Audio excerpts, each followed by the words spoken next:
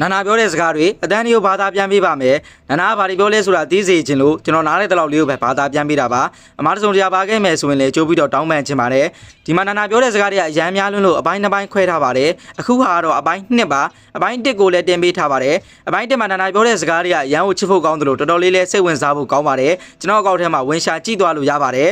ဒါဆိုရင်စပါမယ် I will share everything with you because we are friends. ဒါပါလဲဆိုတော့ကွာငါတို့ကတငယ်ချင်းတွေမလို့တဲ့အရာအလုံးမင်းနဲ့ပဲမျှဝေပါမယ်လို့ပြောတာပါပြောချင်တာတော့တငယ်ချင်းတွေအချင်းချင်းမလို့ကောင်းကောင်းဆိုဆိုမင်းနဲ့ပဲအတူတူမျှဝေပါမယ်လို့ပြောချင်တာပါ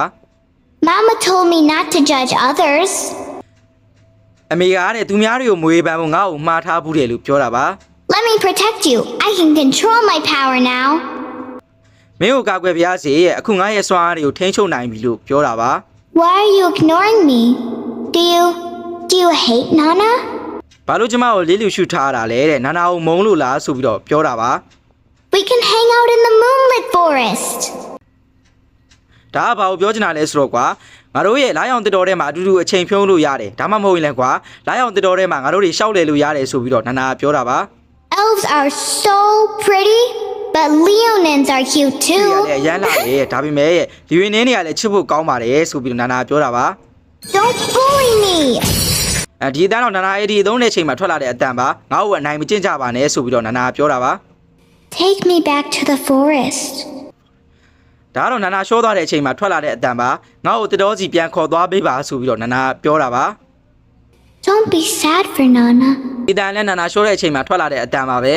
နာနာအတွက်စိတ်မကောင်းမဖြစ်ပါနဲ့တဲ့ဒါမှမဟုတ်ရင်လည်းကွာနာနာအတွက်ဝမ်းနည်းမနေပါနဲ့ဆိုပြီးတော့ပြောတာပါနောက်ထပ်ဘယ်ကြီးတို့တွေထပ်လုပ်ပေးရမလဲဆိုတာပြောခဲ့ချပါနောက်ထပ်ပြီးတော့လုပ်ပေးပါဦးမယ်အပိုင်း1ကိုလည်းကျွန်တော်တင်ပေးထားပါတယ်အပိုင်း1မှာနာနာပြောတဲ့စကားတွေကစိတ်ဝင်စားဖို့ကောင်းတယ်လို့ချစ်ဖို့လည်းတော်တော်လေးကောင်းပါတယ်ကျွန်တော်အကောင့်ထဲမှာဝင်ရှာကြည့်သွားလို့ရပါတယ် Just have to find them. Really? Here. Use the real Kieran Horn and discover your true self. No matter where this journey takes us, I'll be by your side.